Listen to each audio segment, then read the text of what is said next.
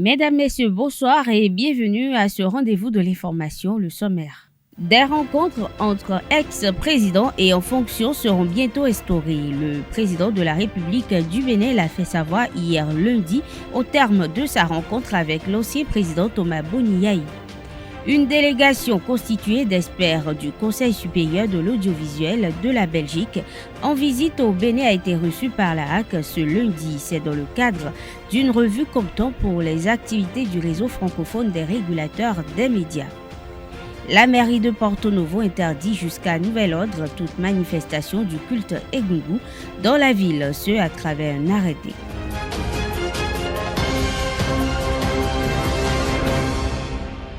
Bienvenue à toutes et à tous. Déterminé à maintenir le dialogue avec ses prédécesseurs pour la cohésion, la paix et l'unité nationale, le président Talon a reçu ce 13 juin l'ancien président Thomas Boni Yayi, ce après s'être entretenu avec l'ancien président Nicéphore Soglo, les anciens présidents de l'Assemblée nationale et celui actuel le mercredi 8 juin dernier. Les échanges entre les deux personnalités ont tourné autour de sujets d'envergure tels que la conjoncture économique mondiale actuelle, la cohésion sociale, l'insécurité, le dialogue politique et la paix. Au sortir de cette audience, le chef de l'État s'est prêté au volontiers aux questions de la presse en précisant les objectifs de la rencontre. Je vous invite à suivre respectivement le président Talon et l'ancien président Thomas Boni Yayi à l'issue de leur conclave.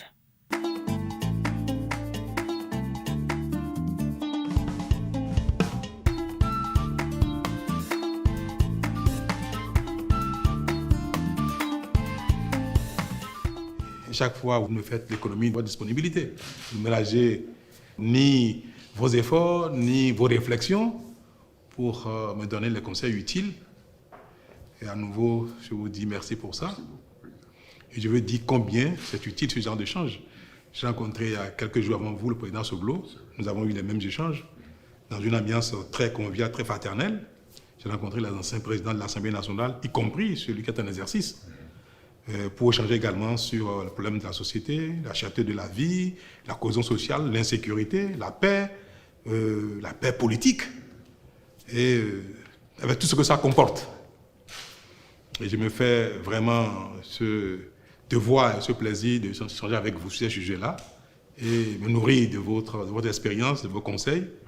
Et merci de rester disponible. Merci beaucoup. On a échangé et il m'a rassuré qu'il a tout enregistré et surtout qu'il marque sa disponibilité à maintenir ce dialogue permanent avec les responsables des institutions, des gens qui ont eu l'occasion déjà de gérer, de se retrouver au sommet de l'État ou bien au sommet de nos institutions, de manière à ce qu'il en tienne compte dans sa vision en matière de gestion des affaires de notre pays. Monsieur le Président, je crois, je dis merci puisqu'on a vu on a fait un tour d'horizon pour même des questions qui sont sur la table en ce moment et qui ont trait vraiment à la consolidation de la paix. Je dis bien, encore une fois, merci et merci pour votre disponibilité. Et en retour, moi-même, je renouvelle ma disponibilité et qu'à tout moment, si ma présence était nécessaire pour que nous puissions échanger, je demeure toujours disponible pour le bonheur de tous les Béninois et de notre pays. Nous allons devoir formaliser ce cadre d'échange et de contact entre les anciens présidents et les présidents d'exercice. Cela apportera toujours un plus, vu d'abord l'aînesse, nous sommes des Africains, vu l'expérience passée ici, dans le monde. Donc, plus on a d'éléments d'appréciation, plus on est avisé à prendre les meilleures décisions. Donc, je crois qu'assez rapidement, nous allons formaliser ce cadre de concertation de manière régulière, de sorte que moi, pendant que je suis encore quelque temps, je puisse profiter de vous et que mon successeur puisse profiter de vous et de moi. Nous sommes disponibles. Un cadre d'échange et de contact périodique entre les anciens présidents et le président en exercice sera bientôt mis en place. Le chef de l'État, Patrice Talon, l'a fait savoir lundi 13 juin 2022 à l'issue de sa rencontre avec son prédécesseur Boni Yayi. Nous allons formaliser ce cadre d'échange et de contact entre les anciens présidents et le président en exercice de sorte que moi, pendant que je suis encore là, pour quelque temps, je puisse profiter de vous et que mon successeur puisse profiter de vous et de moi, s'est engagé le président hier lundi à l'issue de sa rencontre avec son prédécesseur Boni Yayi. Notons que la rencontre entre l'actuel président de la République du Bénin, Patrice Talon, et son prédécesseur Thomas Boni Yayi intervient après celle de l'ex-président Nicéphore Dieudonné Soglo. Les États-Unis d'Amérique se préoccupent de la sécurité dans le nord Bénin. Pour ce faire, le sous-secrétaire d'État aux Affaires africaines des États-Unis, Mike Gonzalez, est au Bénin depuis ce lundi 13 juin 2022. L'objectif de sa visite est de discuter du rôle que les États-Unis peuvent jouer dans ce sens, ce en vue d'améliorer et renforcer la sécurité au Bénin. Au cours d'une rencontre avec la presse ce lundi, il a évoqué quelques programmes que les États-Unis comptent développer pour aider le Bénin à assurer la sécurité au niveau de ses frontières dans le nord. En juillet prochain, des exercices et opérations conjointes avec les forces de défense et de sécurité du Bénin sont prévus. De même, un vaste programme de 3 ans de coût global de 14 millions de dollars va démarrer à partir d'octobre 2022. Il faut préciser que la visite de M. Gonzalez s'achève ce mardi 14 juin. La RAC du Bénin a accepté de se faire évaluer par le Conseil supérieur de l'audiovisuel de la Belgique. Dans le cadre de cette revue, comptant pour les activités du réseau francophone des régulateurs des médias REFRAM depuis ce lundi, une délégation constituée de consultants experts en matière de politique publique, de régulation et de stratégie dans le secteur des médias et l'économie numérique et deux autres cadres séjournent au Bénin. Il s'agit respectivement de Jean-François Fournemont, expert REFRAM, Paul-Éric Mosseret et Ting Ming Jiangdo, selon Prosper Mouriti, président de la RAC. Cette revue sera effectuée par des cadres chevronnés et aidera à améliorer les capacités d'action de l'institution pour faire progresser la régulation indépendante au Bénin. L'Association des universités africaines organise à Cotonou le 7e atelier régional des centres d'excellence d'Afrique Impact. Démarré ce jour, cet atelier prendra fin le vendredi 17 juin 2022. Les hostilités ont démarré par une conférence de presse. Le secrétaire général de l'AUA, Olusola Bandele Oyewole, a exposé les souhaits. Il est au micro de Anaël Dou. It is my pleasure today to share with you the great successes that we have achieved in the course of the World Bank-supported African Center of Excellence Impact Project. This project started in 2009, and since its inception in 2019, the ACE Impact Project has achieved several milestones in relation to project objectives and contributions to the growth and development of the 11 participating countries and Africa as a whole. The project's development objective is to improve the quality, the quantity, and development impact of postgraduate education in participating universities through regional specialization and collaboration.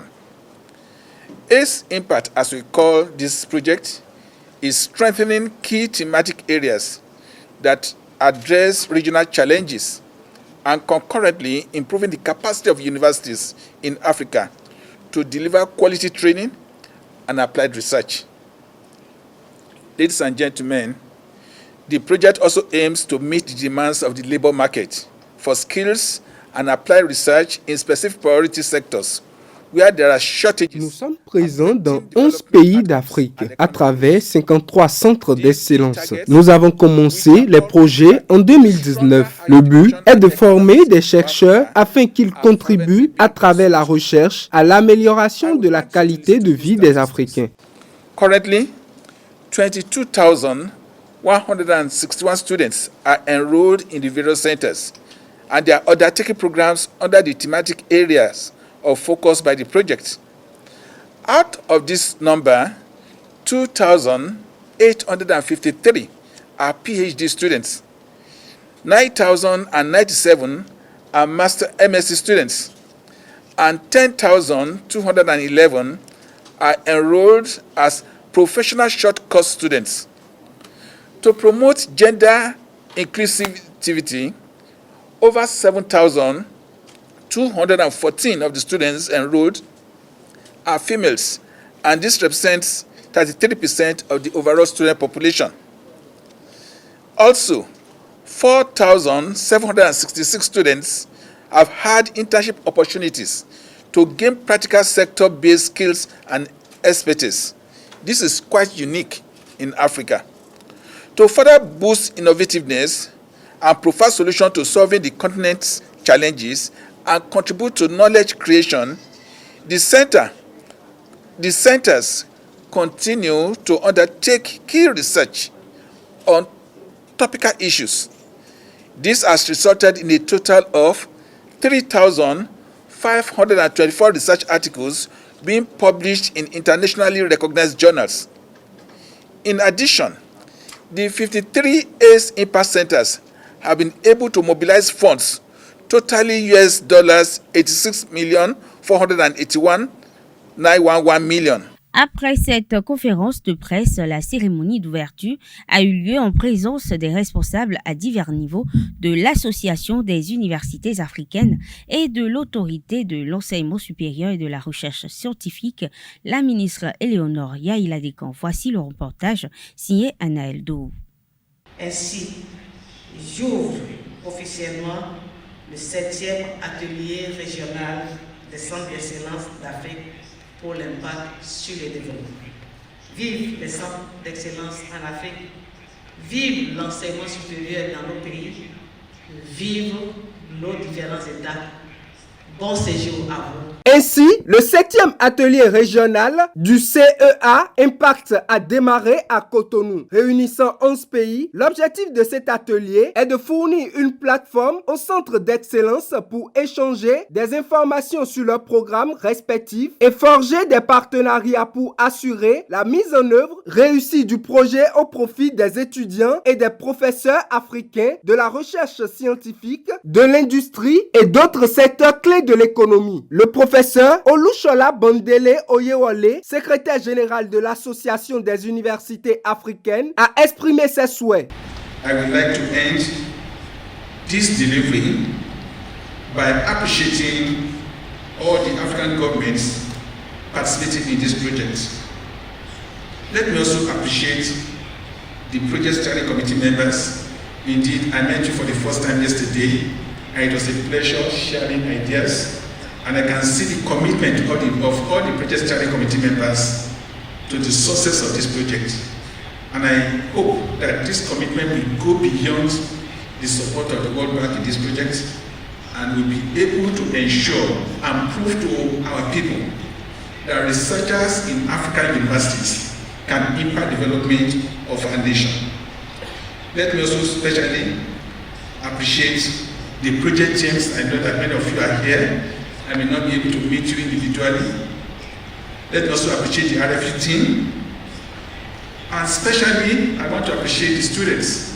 I was giving out the figures of the PhDs, over 2,000 PhDs, 2,800 plus PhDs that have gone through this project. We want to appreciate the students and other stakeholders.